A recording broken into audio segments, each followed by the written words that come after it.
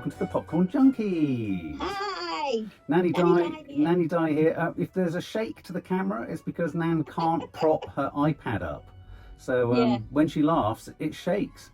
There you go. So you might get a little bit of seasickness with this.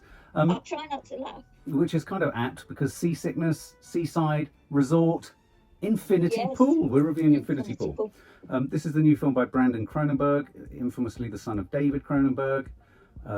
We reviewed his, apparently it's his second film or third film, Possessor, last year, starring Andrea Riseborough. And this is a film that stars Mia Goth, who's flavour of the month. Talk about flavour of the month, absolutely. Flavour of the month. Yeah, and everything. And Alexander Skarsgård. As a genre film, I've seen it variously described as body horror, folk horror, but I would describe it as wealth torture porn. You've hit the nail on the head. That's my new genre. You get poverty porn, but we're getting lots and lots of wealth torture porn. I might have put the words in a different order, but yes, that's exactly Torture wealth right. porn? It may be, who knows? Porn wealthy torture.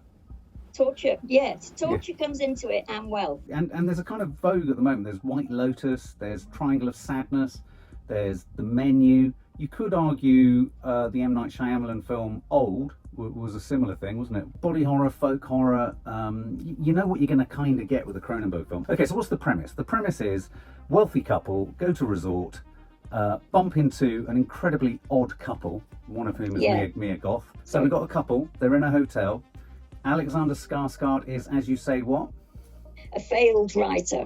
Well, yeah, he's a failed writer and he's struggling to find his mojo. And Mia Goth, who's one half of this other couple that they meet, who I have to confess were pretty damn suspect from the beginning, weren't they? From the beginning, exactly. I mean, they're the kind of couple you'd want to hang out with. Or would you? Maybe, I don't know. Anyway, Mia Goth professes to be an enormous fan of Alexander Skarsgård, despite him only having written one book, and by his own admission, not many people having read it. No. And that, to be honest, is what gets him, isn't it? It's that rather than anything. Ego. Yeah, that's exactly right, yeah. And so it's important to sort of stress they're on this sort of compound, which is often the case in places like, in lots of actually poor countries like, the West Indies, Indonesia, India, you have, and also Europe, but you have these resorts where there's almost a sort of walled community and then the real country lies beyond it. And we're clearly told that this is a very poor country that they're in. It's a fictional country, but it's a very poor country. Yeah. Anyway, Mia Goth lures them out for a night out, doesn't she? Well, she suggests a night out. Yes, or a visit to a beach. Yeah, so they head down to a beach. I thought Mia Goth's partner, I can't look up his name, but I thought he was excellent. He was sort of suitably sinister, wasn't he? Yeah, he was really good, I thought. Yeah, the extra one who we don't know him. Smiley. Eminently untrustworthy. Yes. But he was really good, I thought. He was the other really good one. And then obviously on the way back in the car, Skarsgård offers to drive because they're all a bit tipsy, although we've had the most explicit moment of sex where Mia Goth essentially does something to Alexander Skarsgård. I was shocked beyond belief. Were you? Yeah, so anyone who's of a nervous disposition around extreme hardcore porn... It is, yeah. And to be fair, I think he himself was shocked, Alexander Skarsgård. That's one way of describing it, I guess. He was perplexed. I mean, he was in a state of paralysis. We had some fine acting from him during that. Alexander Skarsgård's face throughout this film was a little bit like the father's eyes in Pearl. Yeah, that's right. Anyway, so he's perplexed. There's this moment of extraordinary intimacy, and then they all decide to head back. They decide to head back to the hotel. En route, what happens, Mum? Well, he knocks down, and we know that he terribly injured somebody, but it turns out he's killed somebody, and that's a local farmer, which is big bad news. Big bad news. And what Mia Goth says to him is, "Don't worry, we know." She says the name of somebody, which sounds as if they can talk to somebody and it'll all be made okay. And in her saying that, we presume it's happened to them, and that's why she's saying it. And then it carries on. They go back to the hotel. She's given it's almost like they're arrested. He's sort of surrounded. He's marched into this room where he's interviewed, but the interview is hysterical, isn't it? Well, yeah, I mean, because Mia Goth has given us a clear indication that the police are brutal here. That if they go to the authorities, Skarsgård is going to be raped and body chopped up and all this kind of stuff. But so we're in the police station, and then we have this incredibly odd Faustian pact, which is kind of offered to Skarsgård to avoid him being killed by the child of the person he's killed.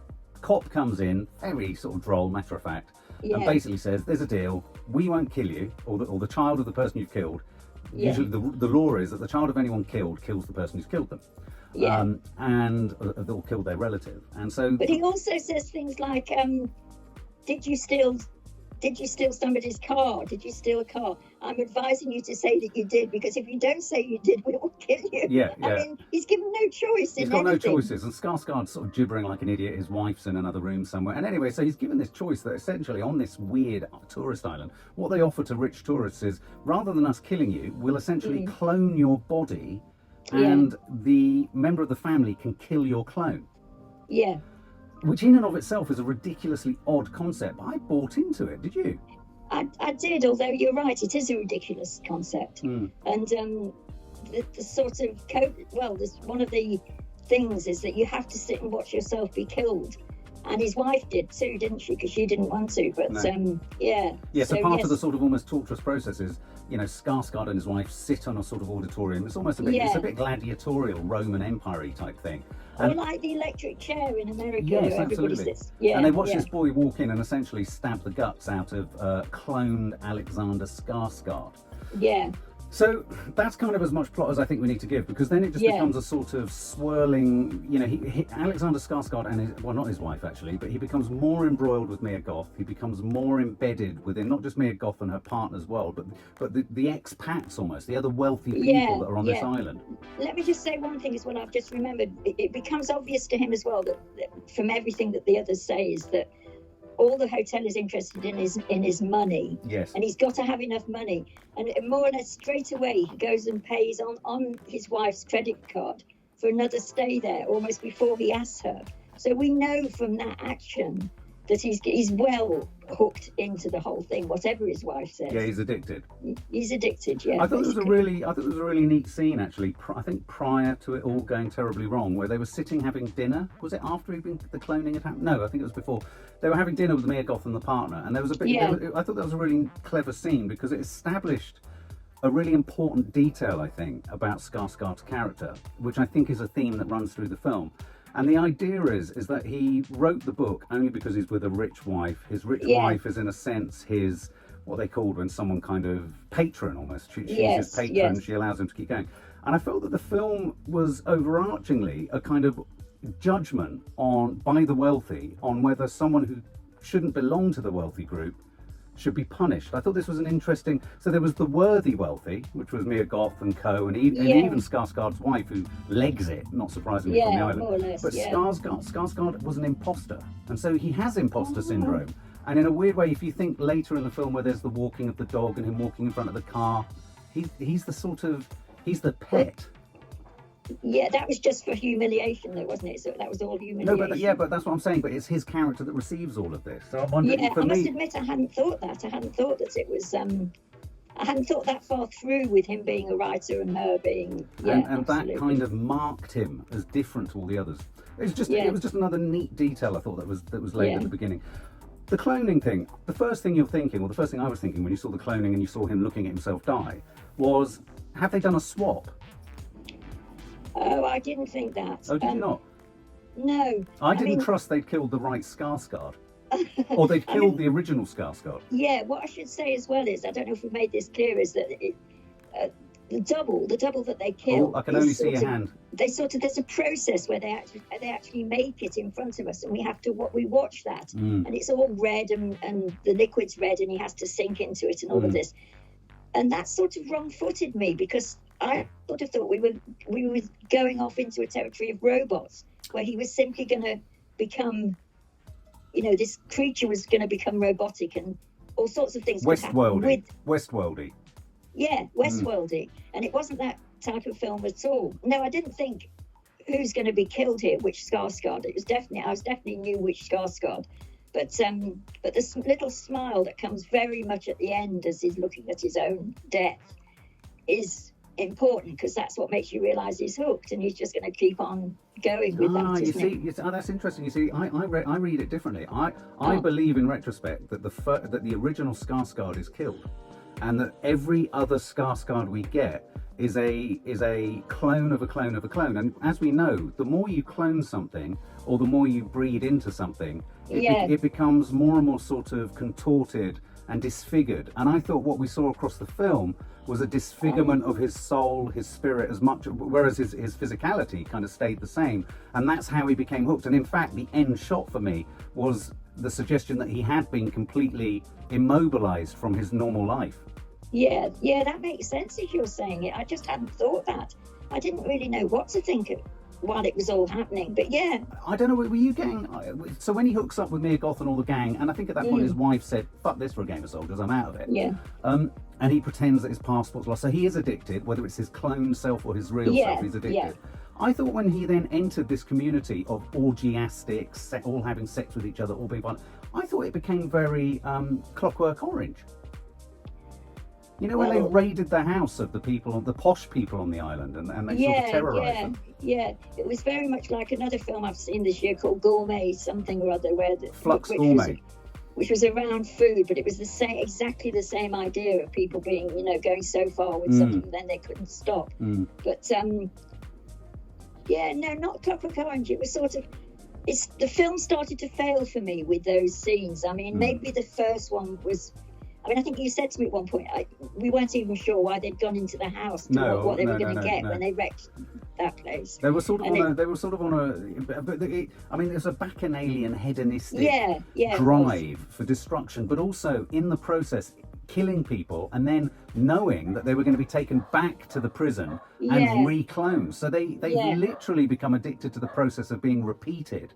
Yes. Now I'm saying that I didn't think of that, but I started to think, they're being repeated and repeated and repeated about then. Yes. I remember when I was in rehab, there was someone in rehab who was addicted to going to rehab, which was like a terribly sort of agonizing addiction in a sense, because it would never resolve itself. And I liked this idea that they were sort of recycling themselves and sort of, and they were becoming. So I'd really sold to myself that they were all ever diminishing clones of themselves, and that's why their behavior became more and more untoward and sort of more barbaric in a sense. It obviously hit me slower than it hit you, but yes, I mean by this second act that they were doing all together, roaring with laughter and whatever, that's what I started to think. There was nothing sufficiently interesting or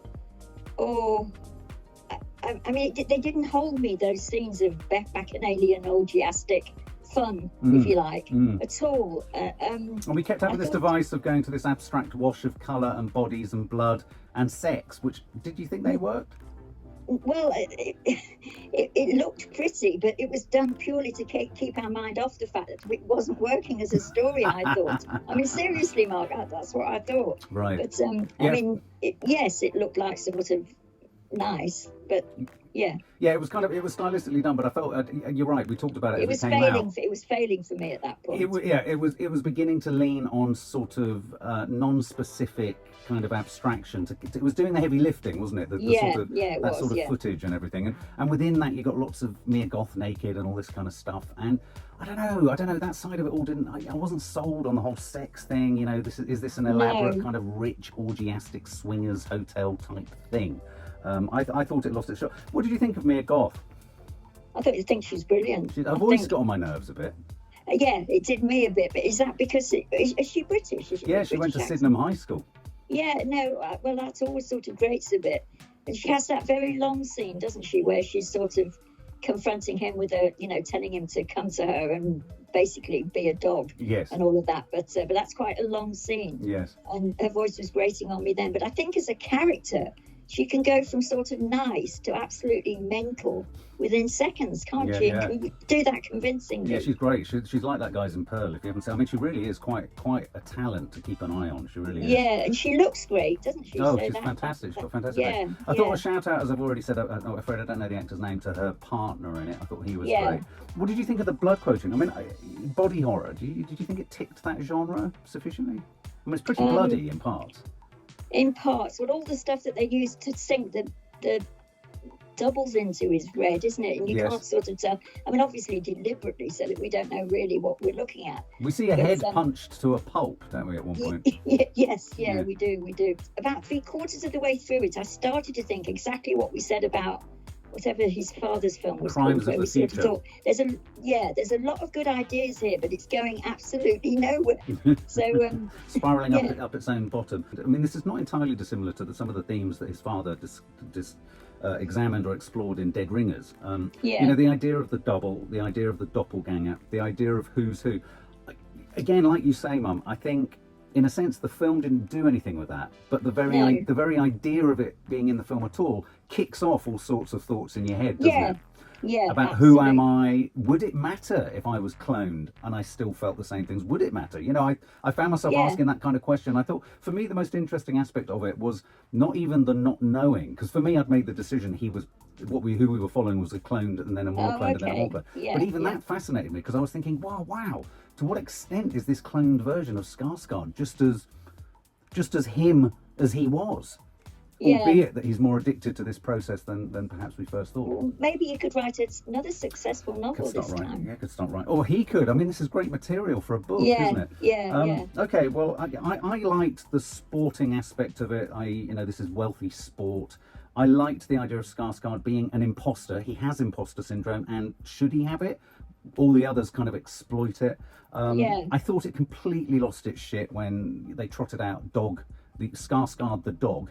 Yeah. Watch it. Because he's had. There's the point, isn't he, where he's sort of had it and he's decided that he's had enough of it. But then that's when she brings the dog thing into it. He's exhausted. Bless him. He's exhausted. He looked exhausted. He looked shattered. I mean, Skarsgård does it most of it, just his eyes. I thought he was actually brilliant. I mean, I know one could say. I mean, even in the sex scenes, which I know it's a strange thing to say, but they must be quite difficult to do on camera. God, I mean, he's totally convincing in everything he did, really. He's convincingly perplexed. Yeah. I mean, even when she's riding on top of him, he's like, what the fuck's going on? Yeah. So I liked that. I mean, in a weird way, I think Mia Goth and Alexander Skarsgård really lifted this above what it was. Yeah, absolutely. Yeah. Okay, well, let's sum up. And I do love, I love the idea. I think that maybe that's what disappointed me. I love the idea of the double generally, like the whole Jekyll and Hyde, the whole this is another me thing. I love that. And whereas when it started, I thought we were going to get more of that or more cleverly done. So in summary, how would you sum up and score this film on? Yeah, well, I was sort of quite excited. All the same emotions as I felt over his dad's film until halfway through it. And then I just got this sinking feeling, which just became bigger and bigger and bigger. And the payoff, it was disappointing me from then on, really. Yeah. Maybe to be generous, more. Well, I felt all the sorts of escapades that they went on. There was nothing about that was even interesting, shocking, or even that funny. Or inventive. They weren't inventive either, were they? No, they weren't. No. They were just like kids going into... I mean, I like the masks. You liked the masks, didn't you? I was just going to say, should we say anything about the masks? Because there's always sort of the idea that when masks are that sort of horrific, I thought they were very good, is that they could be parts of people's bodies or all sorts when you don't know. Do you know what I mean? Yeah. So it's sort of things like that. But the hope was there, but then it's sort of started to go. So it was the hope that killed you? Yeah, it was hope that killed me. So shall I tell you what I gave it? 37. Wow. Okay, 37. That's quite specific. Okay. Okay. Well, I'm enjoying my Mia Goth journey at the moment. So I thought she was a great indulgence. Though I have to say, her voice did grate on me a little bit towards the end. Skarsgård can do no wrong. You know, from The Northman to this, he was sort of ploughing through this. I thought what it was trying to explore was a stronger theme than some of the other films I can think of that are doing the same thing. But I think he ran out of ideas and he hit a wall really quickly. And I think he hit the wall at the very point that he was trying to kind of get us around, which was this idea of who's who, which is which. Because then it did just lean on all this kind of weirdly unmotivated violence, which I'm kind of giving it sort of almost some kind of heft and weight thematically by saying this is the sport of being the rich, whether rather than hunting foxes on horseback, they were kind of running around the kind of poverty of this island, but getting a kind of hit, a sort of addictive hit from being returned to the police station, then being recloned and all that kind of stuff. So really what they were enjoying was themselves being killed. And suddenly all this stuff becomes thematically quite interesting. But actually the film just petered out, I thought. Even as it got sort of more extreme in its own terms, it petered out. I thought It was nicely shot. I thought the music was fantastic. I thought there were great moments. Yeah, the music was great. Yeah. I thought there were great moments in it. But yeah, I think all in all, it didn't. The sum of its parts didn't add up to half as much as I think it thought it would. I think it lent too much on, as I've said, the abstract sort of flashbacky type stuff. Gave me lots of ideas for my film, actually, of how not to do it. I thought the abstraction didn't work. I thought the sex was clumsily dealt with. I could have done more, I think, with him and his wife parked within this wealthy resort, struggling with the idea of what was out there a bit more. Yeah, he sort of fell into it too quickly. Yeah, that's too convincingly. True. That's true. Yeah. But anyway, so I think I'd be a little bit more generous than you. I mean, it kept me interested, but as I say, my brain was working harder than the film was encouraging me to. So I'd probably give it 44. Oh, so not that much more than me, really. No. I preferred it to Possessor. I preferred it to his previous film, Possessor. Yeah, no, I did too. No, a disappointment, I would say. Okay, a disappointment. Yeah. Well, there you go, guys. But certainly very original, but very explicit, so be careful. Very, very explicit. Right at the beginning. Tell us your thoughts if you see it.